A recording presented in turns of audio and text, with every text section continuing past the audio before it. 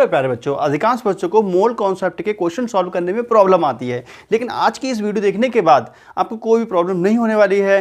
बहुत ही अच्छे तरीके से, नए तरीके से मैं आपको मोल कॉन्सेप्ट के सवाल करने सिखाऊंगा। तो देखते हैं मोल कॉन्सेप्ट के कुछ क्वेश्चन। तो बेटा, मोल कॉन्सेप्ट के क्वेश्चन देखने से पहले कुछ बात देख लो, एक दो बात जान लो, उसके बाद हम देखते हैं मूल कॉन्सेप्ट के क्वेश्चन। देखो, कहीं पर भी अगर हमें परमाणु की संख्या निकालने को आ जाए, ठीक है, कहीं पर भी बेटा अगर हमें परमाणुओं की संख्या निकालनी हो, परमाणुओं की संख्या, ठीक है, कैपिटल एन, तो इसको हमारा फॉर्मूला होता है small N to N A into atomicity या परमाणविकता। एटोमिसिटी, एटोमिसिटी का मतलब होता है बेटा परमाणविकता, मतलब परमाणुओं की संख्या, ठीक है। एटोमिसिटी का मतलब क्या है बेटा? एटोमिसिटी का मतलब होता है, एटोमिसिटी का मतलब होता है परमाणुओं की संख्या। क्या होता है बेटा? नंबर ऑफ परमाणु, परमाणुओं की संख्या, ठीक है।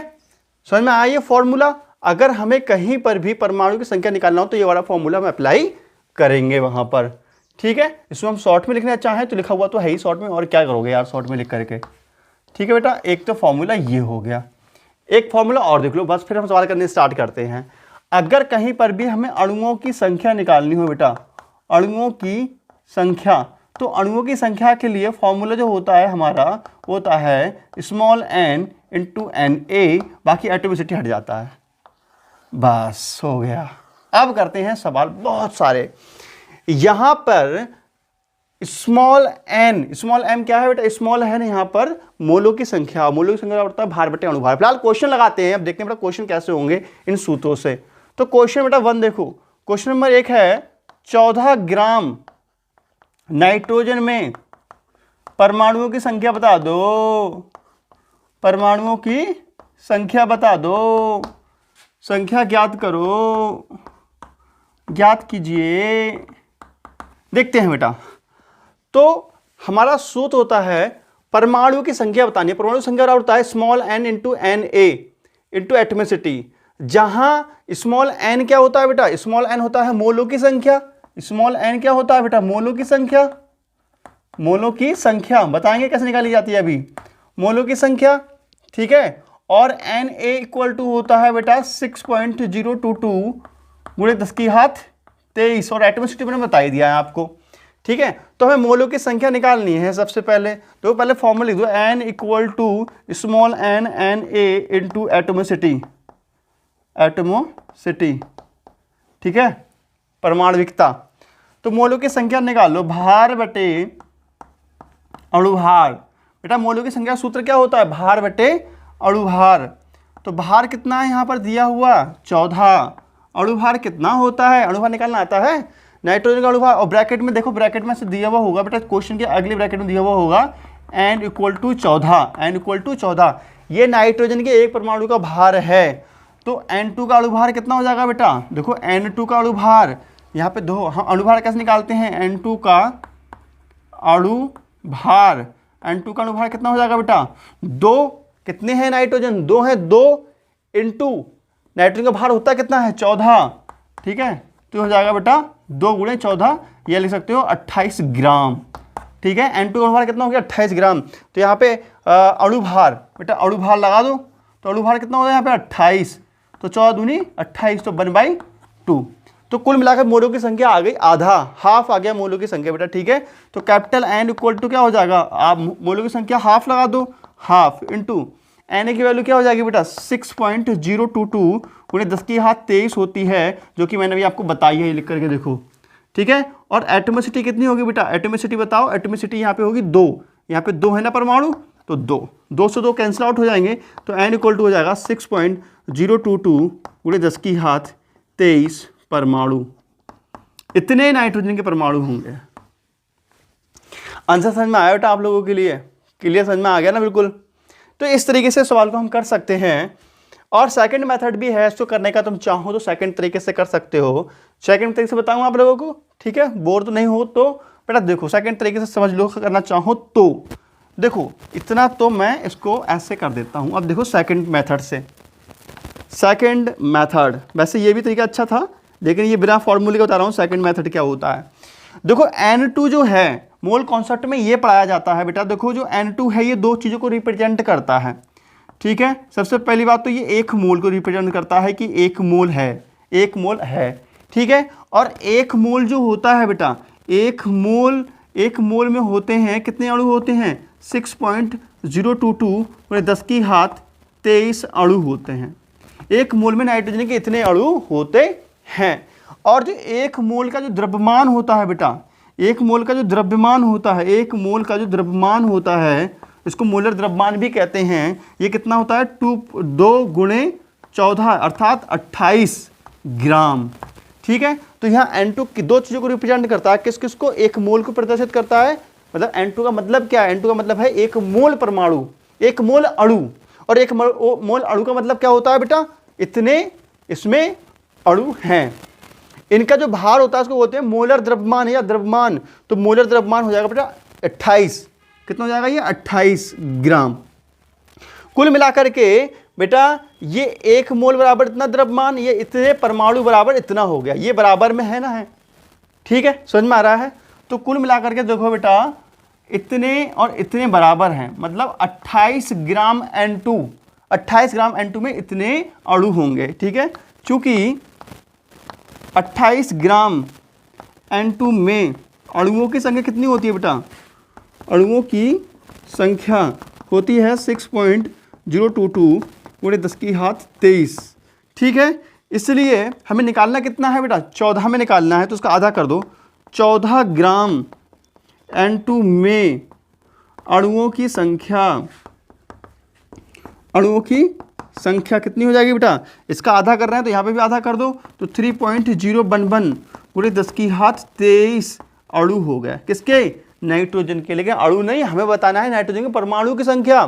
तो एक अणु में 2 नाइट्रोजन होते हैं, ठीक है। तो इतने अणु में कितने नाइट्रोजन के परमाणु होंगे? 2 गुने होंगे, नहीं होंगे? तो 2 से मल्टीप्लाई कर देंगे, ठीक है। इसलिए 14 ग्राम नाइट्रोजन में परमाणुओं की संख्या देखते हैं बेटा। परमाणुओं की संख्या कितनी हो जाएगी बेटा? 2 गुणे 3.011 गुणे 10 की घात 23, या ये हो जाएगा 3 दूनी 6.22 गुणे 10 की घात 23 परमाणु। ये आंसर हो गया। तो 2 मेथड है, इस मेथड से हम सवाल सभी सॉल्व करेंगे। ये मैंने आपको बता दिया है, बिना सूत्र के भी हम सवाल कर सकते हैं, लेकिन सूत्र से बड़ी आसानी हो जाती है। सीधी सीधी बात है, जब परमाणु की संख्या अणुओं की संख्या निकालनी होती है तो हम सिर्फ मोलों की संख्या निकालते हैं, वैल्यू यहाँ रख देते हैं, कैलकुलेशन करते हैं और सवाल हमारा हो जाता है, ठीक है बेटा। चलो देखते हैं नेक्स्ट सवाल कि नेक्स्ट सवाल हम कैसे कर सकते हैं। देखो इलेक्ट्रॉनों की संख्या पूछ सकता है, प्रोटॉनों की संख्या भी पूछ सकता है, ठीक है। जैसे मैं आपको एक क्वेश्चन और देता हूं करने के लिए। देखो क्वेश्चन सुनो बेटा, क्वेश्चन बड़ा इंटरेस्टिंग कराएंगे हम आपके लिए। जैसे कि नेक्स्ट क्वेश्चन देखते हैं। नेक्स्ट क्वेश्चन अपना है बेटा 24 ग्राम ओजोन में ऑक्सीजन के परमाणु की संख्या बताओ बेटा, ठीक है। देखो 24 ग्राम O3 में ऑक्सीजन परमाणु की संख्या बताओ बेटा। ऑक्सीजन परमाणुओं की संख्या बताओ, ठीक है। तो हमारा फार्मूला होता है बेटा परमाणुओं की संख्या बताने का। परमाणुओं की संख्या बताने का क्या होता है बेटा? Small n into Na into परमाणुविकता, ये एटोमिसिटी कहते हैं इसको, एटोमिसिटी, ठीक है। देखेंगे मोलों की संख्या, स्मॉल n क्या है? मोलों की संख्या। तो मोलों की संख्या निकाल लेंगे हम। स्मॉल n इक्वल टू भार बटे उसी पदार्थ का अणु भार, ठीक है। भार कितना है बेटा? भार 24 दिया हुआ है और O3 का अणु भार कितना हो जाता है? 3 इंटू 16, ठीक है। क्योंकि ऑक्सीजन का कितना होता है बेटा? भार 16 होता है, तो 3 से मल्टीप्लाई करेंगे तो ये हो जाएगा अणु भार। तो काट दो बेटा इसको, 3 अट्ठे 24 और 8 दूनी 16, तो 1/2 मोल कितने हो गए? इतने मोल हो गए बेटा, हाफ मोल हो गया। ये वैल्यू इधर फिट कर दो ला करके, तो कितना हो जाएगा यहाँ पे? स्मॉल n की जगह पे हाफ हो जाएगा, 6.022 गुणे 10 की घात 23 मल्टीप्लाई एटॉमिसिटी कितनी है बेटा यहाँ पे 3 है। दिख रहा है आप लोगों को सही से? तो यहाँ पे कैंसिल आउट कर दो तो यहाँ कितना आ जाएगा 2 3 6 3.011। ठीक है, अब इसकी गुणा कर दो इससे तो आ जाएगा 9.033 गुणे 10 की घात 23। क्या है ये? अणुओं के परमाणुओं की संख्या बेटा, इतने परमाणु हैं, ये इतने परमाणु होंगे। समझ में आया? ऐसे हम सवालों कर सकते हैं। और ठीक है, एक ही मेथड से रहने दो, सेकंड मेथड से आओ, सेकंड मेथड से भी इसका निकाल सकते हो। ठीक है, चलो छोड़ो, इस तरीके से ही देख लो। दूसरा क्वेश्चन देखते हैं बेटा, बड़ा इंटरेस्टिंग क्वेश्चन है। दूसरा क्वेश्चन देखते हैं बेटा, 4 ग्राम CH4 में, ठीक है, क्वेश्चन देखो बेटा, 4 ग्राम CH4 में हमें बताना है इलेक्ट्रॉन की संख्या बता देंगे, ज्ञात कीजिए, कोई दिक्कत नहीं है, कर लेंगे ज्ञात। देखो बेटा, हमें सबसे पहले पता होना चाहिए कि एक परमाणु में CH4 के एक परमाणु में कितने इलेक्ट्रॉन होते हैं, तभी तो हम कर पाएंगे बेटा। ठीक है, तो देखते हैं बेटा, CH4 के एक परमाणु में बेटा, एक अणु में इलेक्ट्रॉन की संख्या देखते हैं कितनी होगी बेटा। देखो, कार्बन के पास होता है 6 इलेक्ट्रॉन, हाइड्रोजन के पास 4 × 1, ठीक है, कुल मिला के ये हो गया 10 इलेक्ट्रॉन हो गया। समझ में आ रहा है बेटा? हाइड्रोजन के पास एक होता है ना, 4 हाइड्रोजन, तुम्हारे पास CH4 के इतने 10 इलेक्ट्रॉन होते हैं। एक CH4 के एक अणु में इतने इलेक्ट्रॉन होते हैं, याद रखेंगे। तो कुल मिलाकर के हम अगर अणुओं की संख्या निकाल लें, CH4 के कितने अणु होंगे, अणु निकालने के बाद 10 से गुणा कर देंगे, इलेक्ट्रॉनों की संख्या निकल आएगी। समझ में आ रहा है बेटा? तो देखो, अणुओं की संख्या निकालने का फॉर्मूला हमने क्या बताया था। ठीक है, तो हम देखते हैं अणुओं की संख्या निकाल करके। ठीक है, अणुओं की संख्या निकालने का फॉर्मूला हमने बताया था स्मॉल n × Na। ठीक है, और कोई परमाणु नहीं लिखना है, क्योंकि अणुओं की संख्या है, ना कि परमाणुओं की संख्या। तो हमारे लिए यहाँ पे मोल की संख्या पता होनी चाहिए। तो मोल बराबर होता है भार बटे उसी पदार्थ का अणु भार। ठीक है, भार बटे अणु भार। तो भार कितना है? भार है यहाँ पे 4 ग्राम। अणु भार कितना हो जाएगा CH4 का अणु भार बेटा? देखो, यहाँ पे C = 1, H = 1, ये C = 12, H = 1, ये ब्रैकेट में दिए हुए रहते हैं। तो यहाँ को हम देख करके अणु भार निकाल लेते हैं। देखो बेटा, CH4 का अणु भार, तो अणु भार कैसे निकालते हैं, ध्यान समझेंगे। देखो, CH4 का C कितना है? 1 है, 1 प्लस का साइन है, C 1 है, तो 1 का भार कितना होता है? 12 पॉजिटिव टाइम्स। H कितने हैं बेटा? H होते हैं 4, और हाइड्रोजन के एक H का भार कितना होता है? 1। देखो, हाइड्रोजन के 4 H हैं और एक H का भार कितना है? 1। तो मल्टीप्लाई कर देंगे तो ये हो जाएगा बेटा 12 + 4 = 16 ग्राम। 16 ग्राम। CH4 का अणुभार कितना होता है? 16 ग्राम होता है। तो 16 ग्राम यहाँ पे फिट कर दो बेटा, ये हो गया 16। ठीक है, तो काट दो बेटा, 4 चौक 16 हुआ करते हैं, तो 1/4 मोल। ठीक है, तो इतने मोल होंगे। कितने मोल होंगे बेटा? इतने मोल होंगे। CH4 में मोल होते हैं 1/4। ठीक है, तो ये वैल्यू यहाँ फिट कर देंगे, तो 1/4 × 6.022 × 10 की घात 23 अणु। ठीक है, इसको काट देते हैं, 2 दूनी 4, 2 3 6, अर्थात 1.5 हो गया बेटा। तो 1.5 × 10 की घात 23। ठीक है, इतने अणु हो गए CH4 के, इतने अणु हो गए। समझ में आ रहा है? लेकिन हमसे अणुओं की संख्या नहीं, हमसे पूछा था इलेक्ट्रॉनों की संख्या। तो इलेक्ट्रॉनों की संख्या निकालने के लिए क्या करना पड़ेगा बेटा? हमें करना पड़ेगा मल्टीप्लाई 10 से। ठीक है, इसीलिए तो ये अणु हैं। कितने में अणु हैं? ये है बेटा 4 ग्राम CH4 में अणुओं की संख्या है। ठीक है, ये है 4 ग्राम CH4 में अणुओं की संख्या। 4 ग्राम CH4 में अणुओं की संख्या इतनी है। ठीक है, तो इसीलिए 4 ग्राम CH4 में इलेक्ट्रॉन की संख्या कितनी हो जाएगी बेटा? 10 से गुणा कर दो, 10 × 1.5 × 10 की घात 23, अर्थात 1.5 × 1 5 मतलब 15 हो जाएगा। ठीक है, चाहो तो 0 लिख सकते हो, 15.0 गुणे 10⁻23 इलेक्ट्रॉन, तो इतने इलेक्ट्रॉन हो जाएंगे। मुझे उम्मीद है बेटा आप लोगों को अच्छे समझ में आ गया होगा। पिछले लेक्चर में मैंने एक क्वेश्चन दिया था, क्वेश्चन ये था कि भैया 16 ग्राम CH4 में कितने इलेक्ट्रॉन होंगे, तो उम्मीद है सब लोगों ने कर लिया होगा। अगर नहीं हुआ हो तो कर लेना। क्वेश्चन मैं लिख दे रहा हूं आप लोगों को फिर से।